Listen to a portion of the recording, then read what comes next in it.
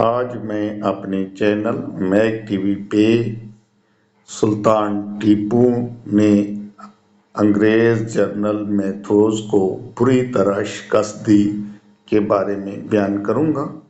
اس سے پہلے میں اپنے ان دوستوں سے گزارش کروں گا جنہوں نے ابھی تک میرے چینل میک ٹی وی کو سبسکرائب نہیں کیا، وہ سبسکرائب کر لیں اور بیل آئیکن کو دبائیں تاکہ روزانہ کی بنیاد پہ ان تک میری ویڈیوز پہنچ سکیں۔ سلطان ٹیپو کو انگریزوں کے ظلم و ستم کی تمام داستانیں ایک ایک کر کے پہنچ رہی تھیں۔ اس کے غضب کا پارا چڑھتا جا رہا تھا۔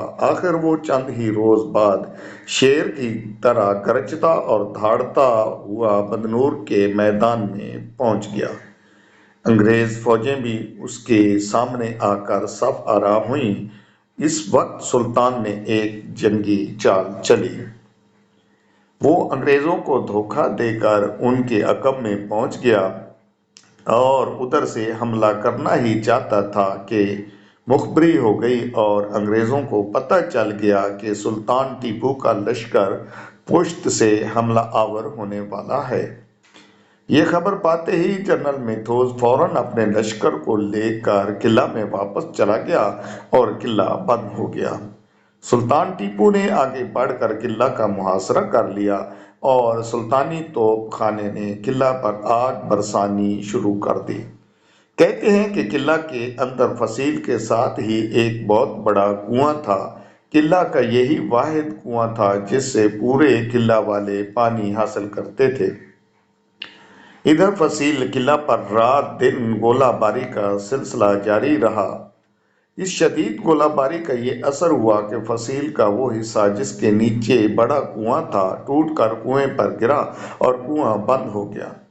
کنواں کیا بند ہوا، ہر طرف سے العطش العطش کی صدائیں بلند ہونا شروع ہو گئیں اور لوگ پیاس سے تڑپنے لگے۔ قلعہ سے باہر ایک تالاب تھا۔ انگریز فوجی پیاس سے بے دم ہو رہے تھے۔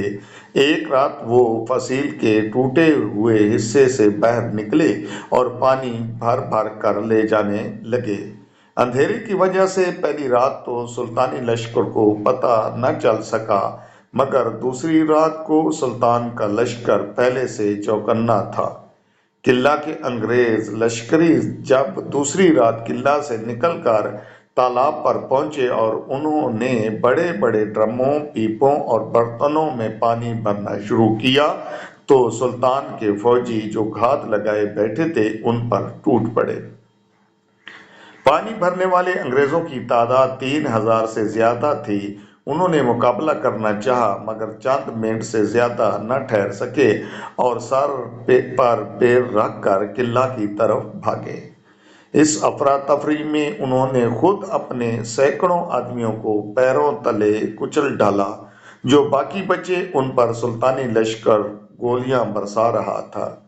نتیجہ یہ ہوا کہ باہر آنے والوں کی کثیر تعداد ماری گئی اور بہت کم فوجی زندہ بچ کر جا سکے۔ پانی نہ ملنے کی وجہ سے قلعہ والوں کی حالت روز بروز ابتر ہو رہی تھی۔ ان کے پاس سوائے ہتھیار ڈالنے کے اور کوئی چارہ نہ رہ گیا تھا۔ چنانچہ میتھوز نے نائب قلعہ دار محمد علی شجاع کے توسط سے صلح کی گفتگو شروع کی۔ جنرل میتھوز نے خود اپنی طرف سے مندرجہ ذیل شرطیں لکھ کر سلطان کے پاس بھیجیں اور سلطان کو یقین دلایا کہ اگر سلطان ان شرطوں کو تسلیم کر لیں تو قلعہ اور شہر ان کے حوالے کر دیا جائے گا۔ شرائط یہ ہیں: نمبر 1، انگریز فوجی جب قلعہ خالی کر کے نکلیں تو شہر کے لوگ اور سلطان کے فوجی ان کے منہ پر نہ تھوکیں گے، نہ گالی دیں گے اور نہ زخمی کریں گے۔ نمبر 2، انگریز فوج صرف اپنا نجی سامان اپنے ساتھ لے جائے گی۔ بندوقیں، توپیں اور دوسرا سامان حرب سلطانی لشکر کے قبضہ میں دے دیا جائے گا۔ نمبر 3، انگریزی فوج کے قبضہ میں سلطنت خداداد کا جو روپیہ، مال اور سامان ہوگا وہ سب کا سب سلطان کو واپس کر دیا جائے گا۔ اگر کسی فوجی کے پاس سے کوئی رقم یا مال نکلے گا تو اسے سخت سزا دی جائے گی۔ نمبر 4، انگریزی فوج کو بحفاظت سمندر تک پہنچایا جائے گا۔ نمبر 5، سلطنت خداداد کے چند جہاز انگریزی فوج کو واپس لے جانے کے لیے دیے جائیں گے اور سفر کے لیے انہیں اناج اور دوسرا ضروری سامان بھی دیا جائے گا جس کی قیمت وہ اپنی منزل پر پہنچ کر بھجوا دیں گے۔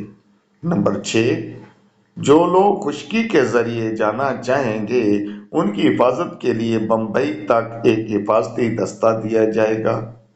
نمبر 7، سلطنت خداداد کے 2 بڑے افسر انگریزوں کے جہازوں پر سوار ہونے تک بطور یرغمال انگریزوں کے پاس رہیں گے۔ جب سلطانی افسر واپس آ جائیں گے تو انگریز افسر واپس کر دیے جائیں گے۔ یہ شرائط صبح کو جنرل میتھوز نے لکھ کر اپنے دستخطوں کے ساتھ سلطان کے پاس بھیجیں۔ سلطان نے انہیں تسلیم کرتے ہوئے ان پر دستخط کر دیے۔ یہ عہد نامہ انگریزی اور فارسی زبان میں لکھا گیا تھا۔ اس طرح 18 روز کی جان توڑ کوشش کے بعد قلعہ پر سلطان ٹیپو کا قبضہ ہو گیا۔